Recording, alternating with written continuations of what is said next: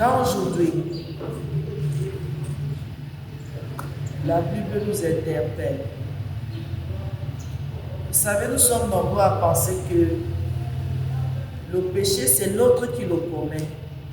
Parce que nous sommes en Christ, nous, on ne commet pas de péché. La première des choses que quelqu'un peut soustraire de sa vie, c'est le mensonge, c'est la malhonnêteté, c'est la duplicité. Quand quelqu'un se lève, il dit, je ne sais pas exactement. Le mensonge, c'est quoi? Le mensonge, c'est l'absence de la vérité. C'est le fait de retenir la vérité en captivité, de retenir la vérité. C'est pour cela que quand la Bible parle de ramener toute pensée captive, c'est le mensonge. Toute pensée captive. Donc quelqu'un commence quelque chose ici, à l'obéissance. Parce que quand c'est la vérité, on ne ramène pas la vérité à l'obéissance. Ce n'est que du péché, malhonnêteté et mensonge. Il n'y a pas de petits mensonges, il n'y a pas de grands mensonges. Le mensonge, c'est le mensonge. Alléluia. Il faut que quelqu'un s'asseye, qu'il se pose la question de savoir, est-ce que je mens encore? Est-ce que je dis encore des choses qui ne sont pas vraies? Et je suis conscient, que ce que je dis n'est pas la vérité, ne sera jamais la vérité. Alléluia. Il y a des moments où je dis aux mamans, quand quelqu'un veut partir, une maman va au marché pour retenir un enfant, pour dire à l'enfant de ne pas pleurer, elle dit, je veux te garder. Elle s'en va au marché. Elle va faire tout le marché. Elle ne pense pas à prendre quelque chose pour cet enfant. Alors que le calme de l'enfant est lié à la phrase qu'elle a sortie de sa bouche pour dire, je veux te garder. L'enfant lui fait confiance en disant, maman voudrait que je reste à la maison, que je ne l'embête pas. Je crois à ce que maman a dit, elle va me garder quelque chose en retour. C'est ça qui garde l'enfant, cette promesse. Mais elle fait tout son marché, elle fait tout ce qu'elle a à faire. Elle oublie de garder quelque chose à cet enfant. Cette maman a menti. À la longue, l'enfant ne lui fera plus confiance. Et si l'enfant est sage, l'enfant va lui dire, maman, tu dis toujours que tu vas garder, tu ne gardes pas. Et cette remarque sortant de la bouche de cet enfant, c'est une condamnation. C'est une remarque qui doit soulever plutôt le cœur de cette maman pour dire, mais je mens. Non, c'est seulement, elle veut se justifier, tu te justifies pour rien, tu as menti. On ne fait pas des promesses qu'on ne peut pas tenir. C'est ça qui est la vérité. On ne fait pas de promesses qu'on ne peut pas tenir. Si tu sais que tu ne vas pas faire quelque chose, ne le dis pas. Ne dis pas. Aucune parole ne sort de ta bouche. Ne promets rien. Ne dis rien. Ne dis rien. Mieux vaut même de dire à cette personne, je ne crois pas que ce soit possible. Ne dis pas, je verrai. Je verrai est une promesse. Ça veut dire que tu vas faire quelque chose. Même si tu ne fais pas la totalité, tu vas faire quand même quelque chose. C'est pour cela que la Bible dit, il n'y a pas de peut-être dans le langage de Dieu. Il n'y a pas peut-être, il n'y a pas je verrai. Il y a oui et non. Il n'y a pas peut-être, il n'y a pas je verrai. Par la grâce de Dieu, je veux voir ce que Dieu va faire. Non. C'est oui, c'est non, c'est tout. Il ne faut pas faire des promesses de peut-être aux gens. Ça n'existe pas. C'est être tiède. Ou tu dis oui, je veux le faire, ou tu dis non, je ne peux pas le faire. Et ça ne veut pas dire que ton oui ne peut pas se transformer en non, ton non ne peut pas se transformer en oui. Il faut faire très très attention. C'est pour faire quoi? Pour dire à quelqu'un, évalue les possibilités. C'est pour cela que la parole de Dieu dit, la langue légère. La langue légère. Quelqu'un qui parle facilement. Quelqu'un qui a des lèvres mensongères. Tu parles facilement. On ne parle pas facilement. On s'abstient de parler. Si tu n'as pas déjà la possibilité de faire quelque chose, ne promets pas. Si tu ne sais pas comment t'y prendre pour parvenir au but, ne promets pas. Parce que ta promesse, si tu ne la tiens pas, c'est un mensonge. Alléluia. Alléluia. Il faut s'abstenir. Pourquoi tu n'as rien dit? Je ne suis pas sûr. Pourquoi tu n'as pas quand même dit quelque chose? Il n'y a pas quand même quand on parle. On dit ou on ne dit pas. Il n'y a pas quand même dedans. Ça, c'est un langage païen. Un langage qui ne sert à rien. Il ne faut pas avoir cette disposition de dire peut-être, je veux voir. Si Dieu le veut, ce n'est pas normal. Ça ne se fait pas. Ça ne se fait pas. Dans le langage d'un enfant de Dieu, c'est oui ou c'est non. Alléluia. C'est oui ou c'est non. Tu peux, oui, je peux. Tu peux, non, je ne peux pas. Je veux voir. Ce qu'on te demande de faire là, est-ce que c'est possible? Oui, c'est possible. Non, ce n'est pas possible, c'est tout. Je veux voir n'est pas une réponse. Ça se transforme en mensonge plus tard. Et si, maman, j'arrive à le faire, tu as suscité dans le cœur de l'autre une incertitude, une inquiétude dont ta disposition n'était pas bonne. Tu as donné accès à la vie de l'autre. Quelqu'un comprend? Parce qu'en général, quand vous donnez des réponses, si quelqu'un vous pose une question, si vous n'avez pas la réponse, ne répondez pas. Si vous avez la réponse, répondez. Soyez concis et précis. Mais si déjà vous hésitez, votre hésitation va susciter de la confusion dans l'esprit de l'autre. Et en général, quand on dit, on va voir ça, peut-être, la personne peut contacter 3 autres personnes. Après, ça suscite quelque chose de pas bon. La bouche, la langue, ce qui sort de notre bouche doit venir de notre cœur. Nous sommes dans les affaires. C'est normal que quand quelqu'un fait ses affaires, qu'il ait un bénéfice. C'est la loi du marché. Je peux acheter à 100 francs, je vends à 150. C'est normal. Mais la Bible recommande de ne pas avoir du 100%.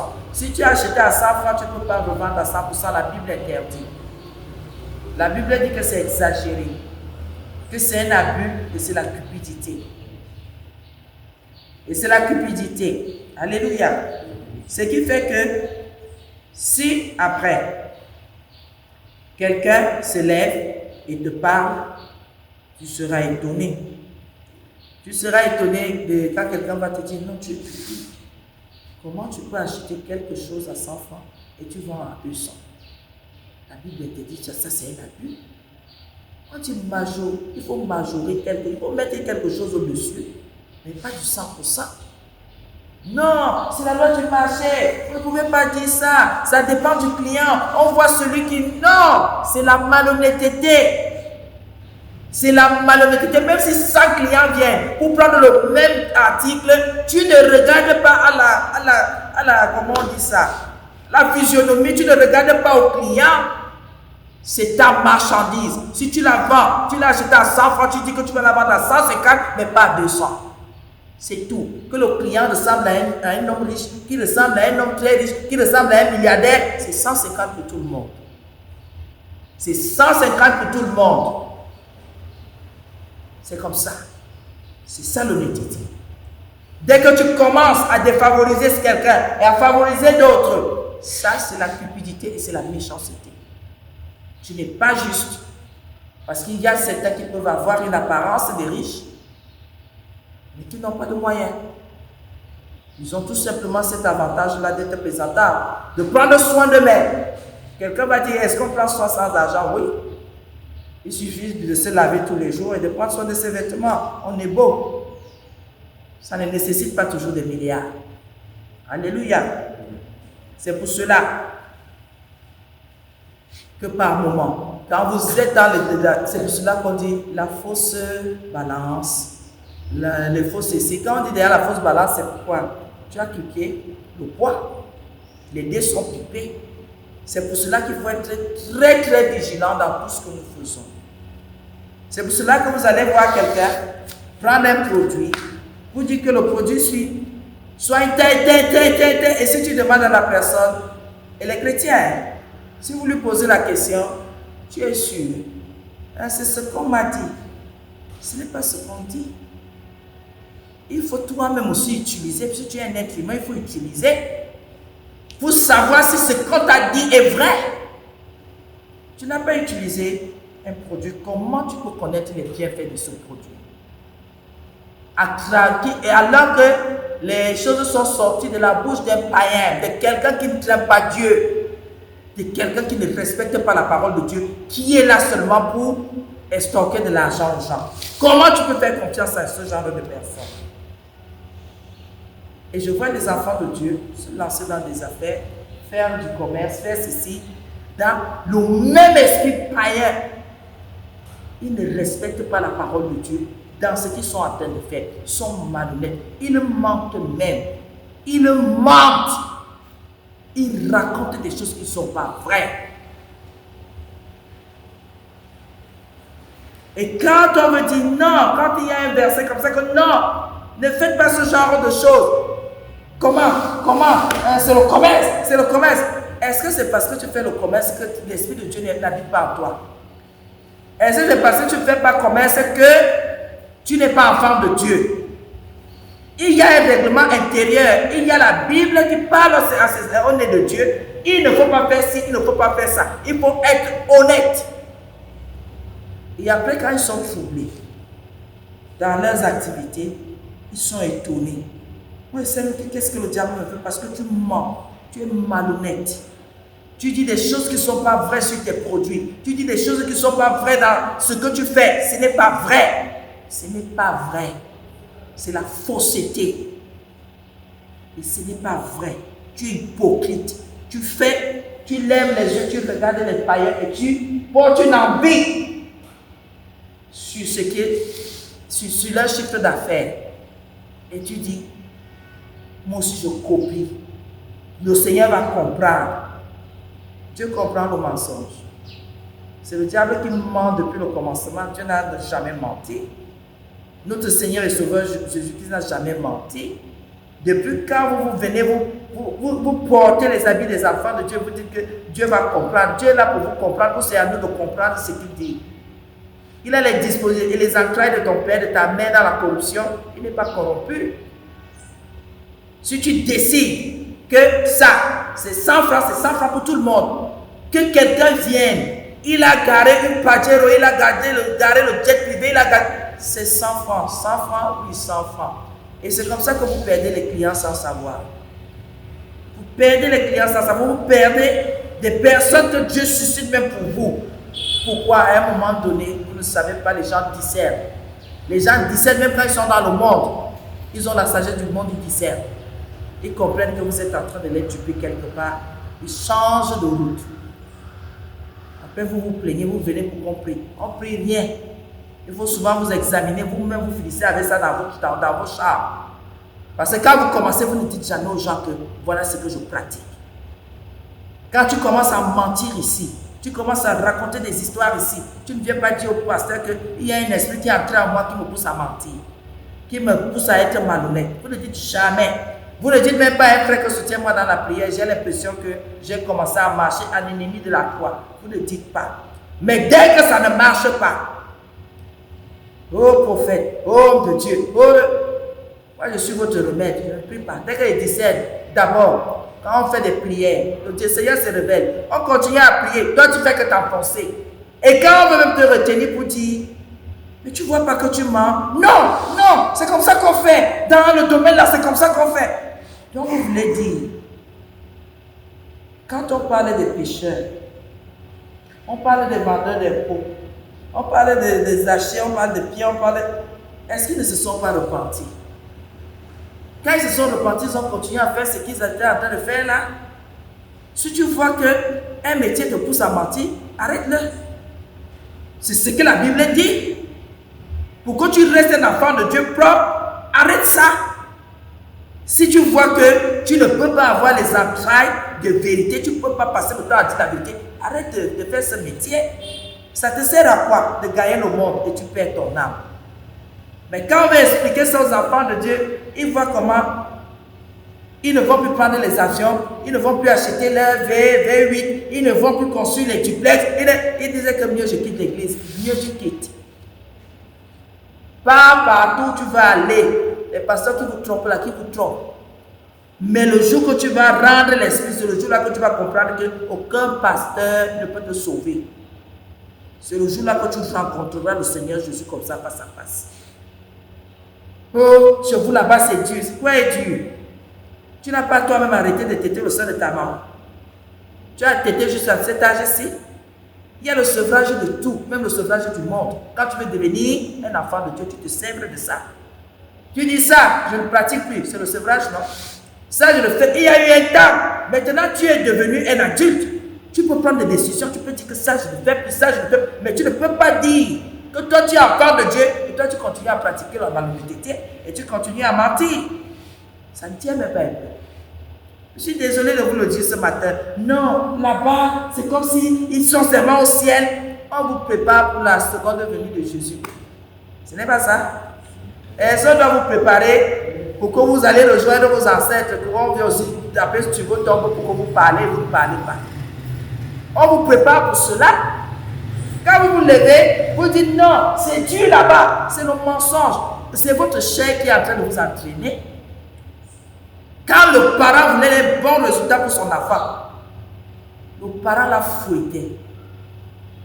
Tout le quartier savait que les enfants de cette maison, le père s'il ne joue pas.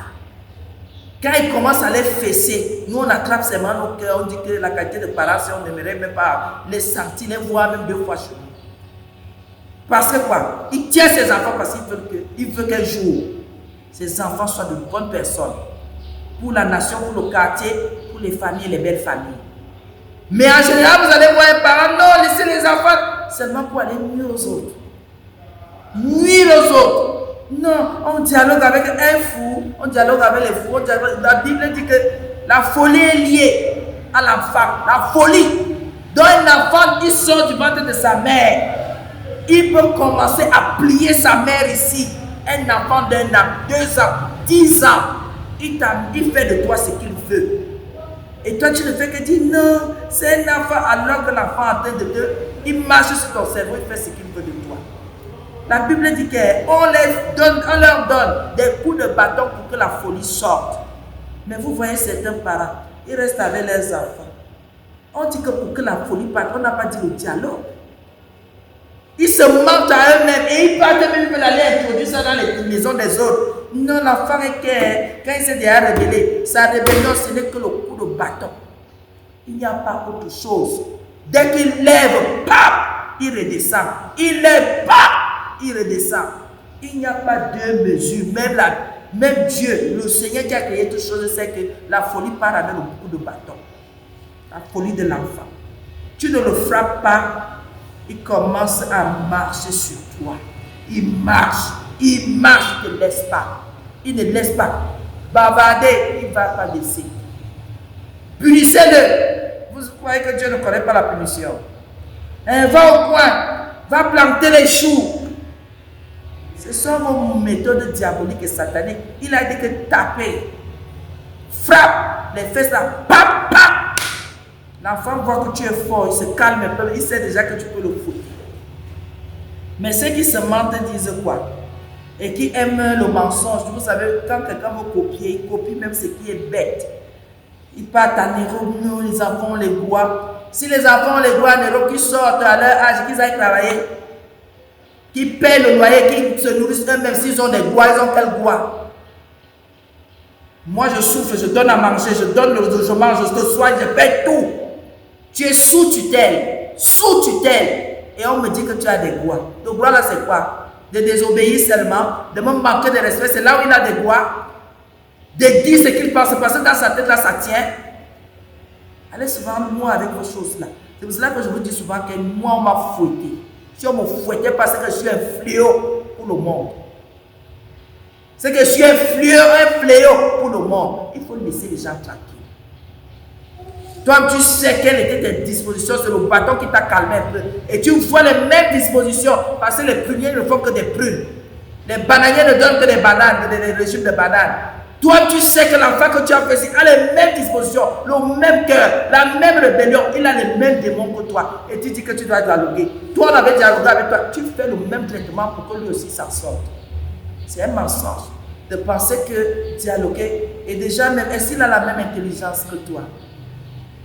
Il connaît quoi? Entre caca, pipi et dormir, il connaît quoi? Pour dialoguer avec quelqu'un, il faut déjà que l'autre ait des connaissances. Non, il faut savoir ce qu'il veut. Un enfant sait ce qu'il veut. Un enfant va te dire, je veux dormir, je ne veux pas travailler, je veux manger le poulet tous les jours, je veux boire les jus, je veux sucer les bonbons. Et toi, tu vas te plier à ça. Ou tu vas lui dire, tu sais, ça gâte les dents. Il te dit, ça fout, plus il sait pas comment ça gâte les dents. C'est quand ça va gâter qu'il va souffrir, qu'il va dire que, donc c'est ça que tu disais. Et ce sera trop tard. Et entre nous, les grandes personnes, les nés de Dieu, quand on s'assoit, nous disons que nous sommes une famille, une communauté. Il y a des menteurs parmi nous, vous voulez qu'on s'en sorte comment? Il y a les femmes qui mentent comme des arracheuses de dents. Vous voulez qu'on s'en sorte comment? On va s'en sortir comment?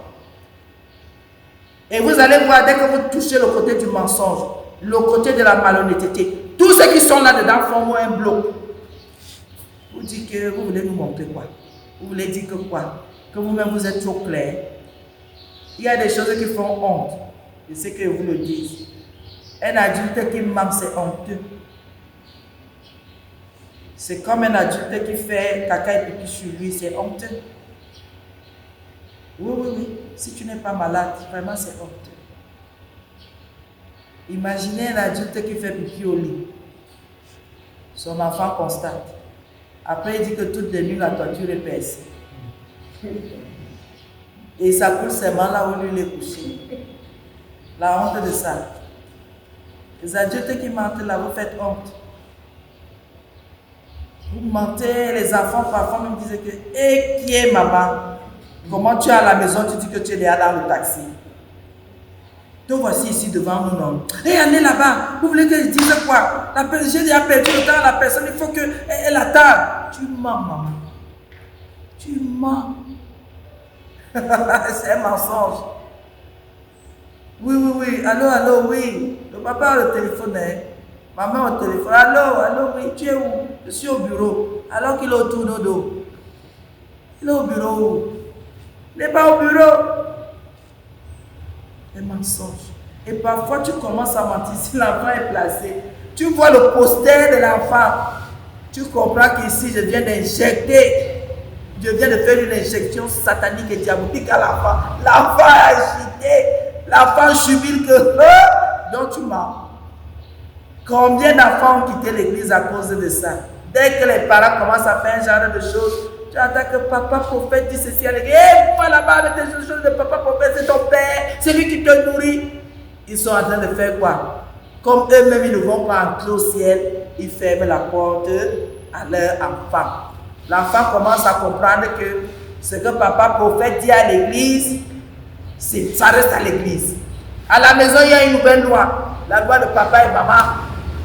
Après, quand l'enfant commence à faire des bêtises, il commence à faire comme si c'est une malédiction. C'est vous-même qui avez maudit vos enfants parce que vous n'êtes pas vrai. Vous êtes dans la duplicité, vous êtes dans le mensonge. Vous êtes dans le mensonge.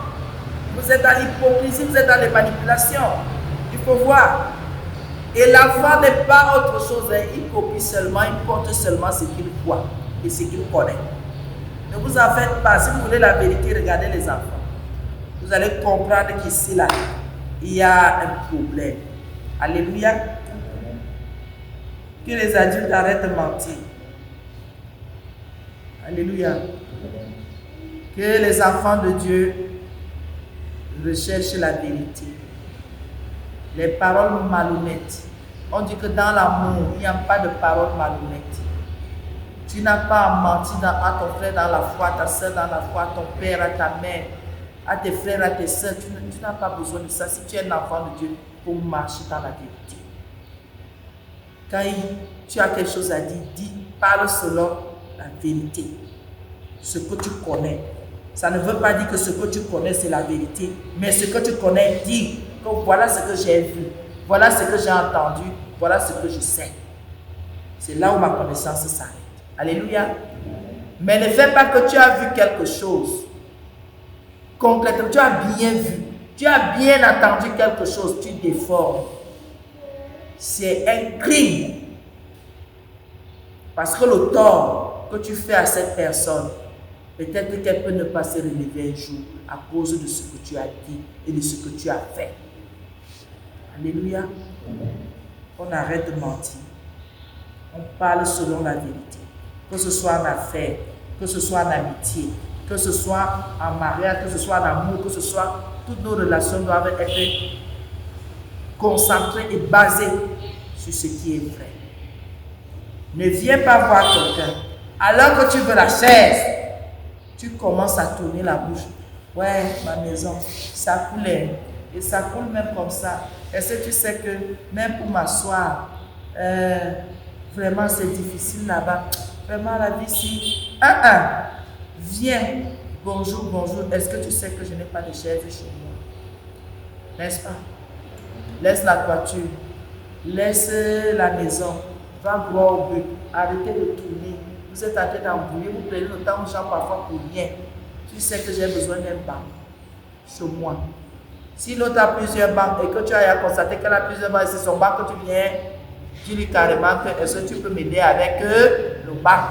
Alléluia. Ne va pas, tu tapes à gauche, tu tapes à droite, tu tournes, c'est un mensonge. Laisse ça. Va droit au but. Laisse de manger le cerveau de l'autre. Dis-lui que tu sais quoi. J'étais vu avec plusieurs par là. Est-ce que tu veux pas en avoir un? Et tu ne choisis pas ces choses. Que la personne te donne selon son cœur, c'est sans contrainte ni tristesse, dans la joie. La personne même choisit et te donne. Puisque tu n'en as pas, même si on te donne celui qui est petit à une place, est-ce que tu en as? Tu prends avec action de grâce et tu rentres. Alléluia. Tu ne commences pas. Est-ce que tu sais même que quelqu'un est malade? Voilà. Au lieu de dire, je ne me sens pas bien. Ça fait 2 jours que je n'ai pas mangé. C'est un mensonge. Tu ne te sens pas bien. C'est le problème là qu'on doit résoudre là maintenant. Alléluia.